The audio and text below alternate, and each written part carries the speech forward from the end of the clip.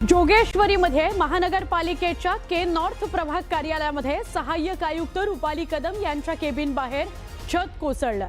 घटनेत पालिकेचे 2-3 कर्मचारी थोडक्यात बचावले।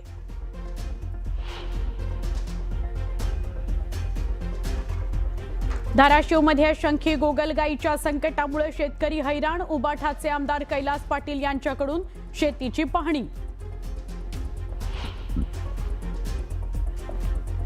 लातूरमध्ये नुकत्याच पेरलेल्या सोयाबीनवर शंखी गोगलगाईचा प्रादुर्भाव। पावसाअभावी हैराण शेतकऱ्यांसमोर दुहेरी संकट। भुसावळ तालुक्यात यंदा कपाशीचं क्षेत्र 10% घटलं, तर तुरीकडे वाढता कल।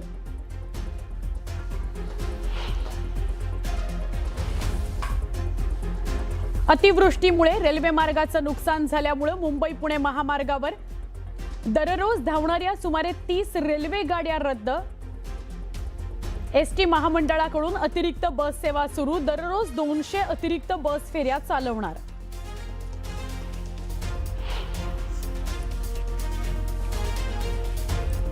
शाळा बंद आंदोलनात सहभागी 8600 शिक्षकांचं वेतन कापणार।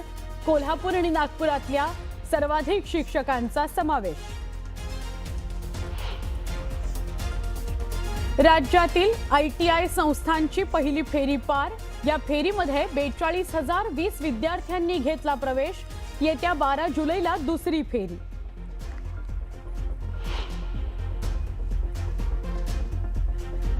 म्हाडा मुंबई मंडळाच्या 2640 घरांच्या सोडतीची तारीख ठरेना। 75,000 अर्जदार सोडतीच्या प्रतीक्षेत।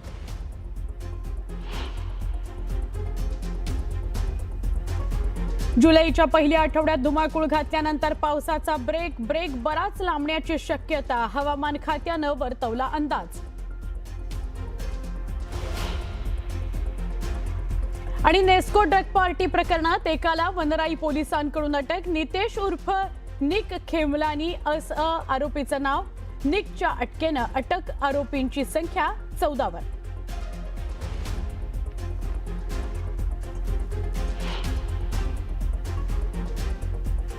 नमस्कार, बुलेटिनमध्ये पुन्हा एकदा स्वागत। काही महत्त्वाच्या घडामोडी सुरुवातीला। राज्याचे मुख्यमंत्री देवेंद्र फडणवीसांनी शेतकरी कर्जमाफीबाबत मोठीच घोषणा केलेली आहे। शेतकरी कर्जमाफीबाबत 50,000ची अट काढून टाकण्यात आली आहे आणि 50,000 रुपयांऐवजी 2 लाखांपर्यंत कर्जमाफी दिली जाणार आहे, असं मुख्यमंत्र्यांनी जाहीर केलं। महात्मा फुले कर्जमाफी योजनेतल्या शेतकऱ्यांना कर्जमाफीचा लाभ दिला जाणार आहे आणि नियमित कर्ज फेडणाऱ्यांना सुद्धा कर्जमाफीचा लाभ मिळणार आहे। कर्जमाफीबाबत 2026-27 ची अटही काढून टाकण्यात आलेली आहे। या कर्जमाफीचा 56 लाख शेतकऱ्यांना 36,555 कोटींचा लाभ होणार आहे, फायदा होणार आहे।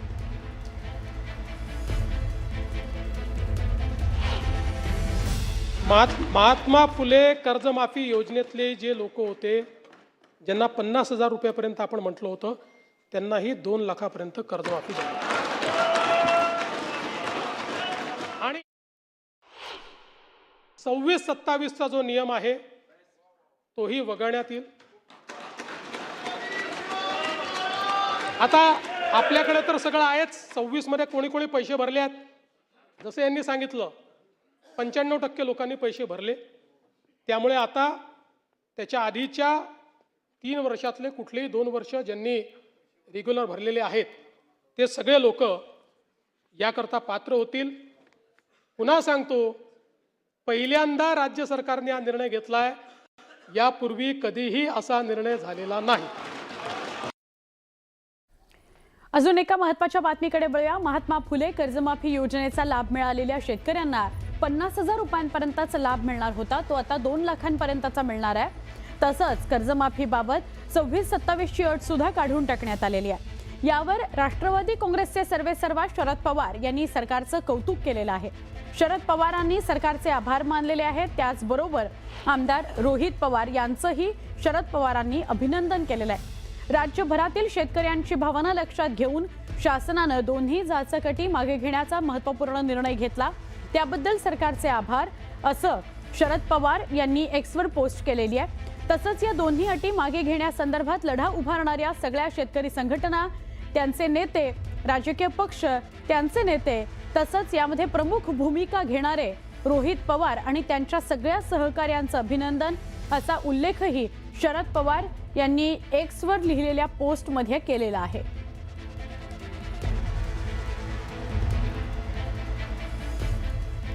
राम मंदिरातील दानपेटीच्या लुटीवरून राजकारण चांगलंच तापलं. विरोधकांनी सत्ताधाऱ्यांना सडकून धारेवर धरलं, टीका केली त्यांच्यावर. दरम्यान विधान परिषदेमध्ये उपमुख्यमंत्री एकनाथ शिंदे यांनी टीका करणाऱ्यांच्या सरकारमध्ये सिद्धिविनायकाची दानपेटी लुटली गेली असा थेट आरोप केला. तेव्हा चौकशी करण्याचे आदेश का दिले नाहीत असा सवालही उपस्थित केला. यावरून वाद रंगतोय. जे टीका करतायत त्यांच्या सहकाऱ्यांनी सिद्धिविनायकाच्या मंदिरामध्ये दानपेटी लुटण्याचं पाप केलं, तेव्हा चौकशीचे आदेश का दिले नाहीत? का दिले नाहीत? मी बोलतोय त्याच्यावर पुरावा म्हणून बोलतोय. हे बघा सिद्धिविनायक मंदिरात अनागोंदी कारभार आणि याच्यामध्ये म्हटलंय सिद्धिविनायकाला धोके आणि तिकडे खोके, ते मी नाव घेत नाही. हे बघा, ही बातमी आहे, हे मी बोलत नाही आहे. मनसेचे किल्लेदार यांनी प्रेस कॉन्फरन्स घेऊन हे त्यावेळेस केलेलं आहे. पुढची बातमी आपण बघूया. कागलमध्ये लव जिहादची घटना घडल्याची चर्चा आहे. हिंदुत्ववादी कार्यकर्त्यांकडून याबाबत तीव्र संताप व्यक्त केला जातोय. मुलीला फूस लावून तिला पळवून नेलं असा आरोप आहे. घटना जशी समोर आली तशी कागल पोलीस ठाण्यासमोर गर्दी जमायला लागली. धक्कादायक घटना आहे, त्यामुळे तणावाची परिस्थिती निर्माण झाली.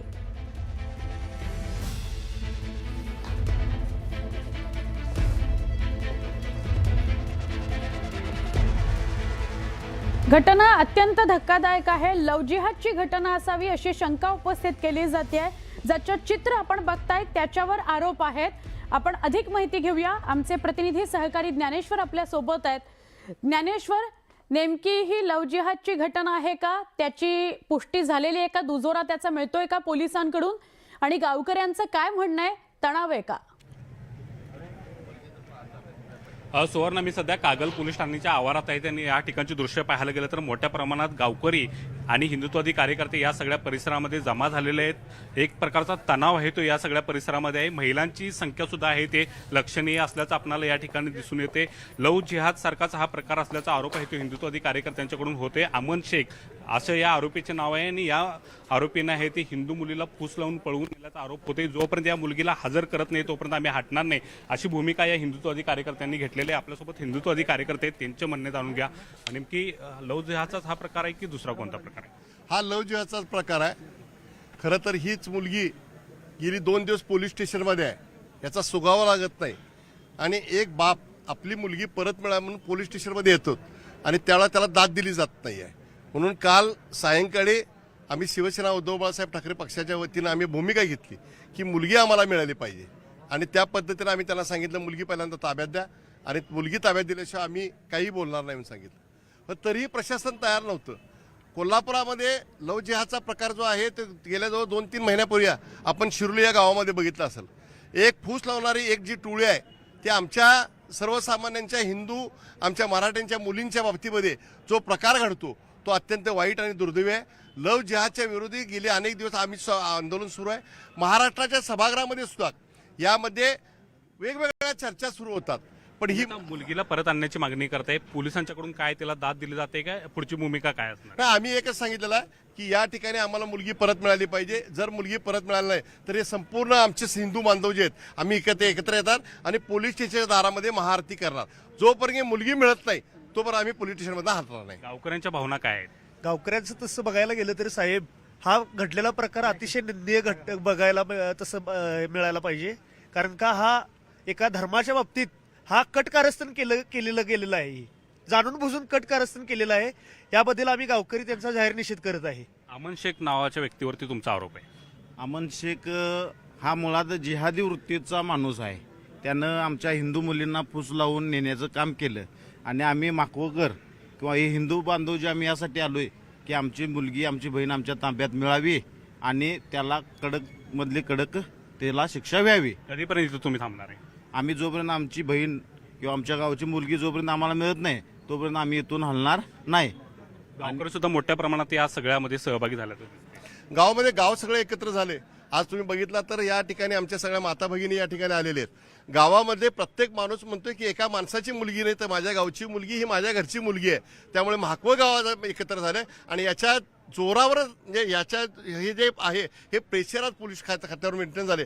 बघू म्हणतात ते, पण अजूनही आमचा प्रशासनावर विश्वास नाही. जर काही या ठिकाणी आम्हाला मुलगी मिळाली नाही तर आम्ही महाआरती केल्याशिवाय थांबणार नाही. तीव्र पडसाद या घटनेची उमटतील नंतर उमटू शकतात, तसं काय सांगू शकत नाही.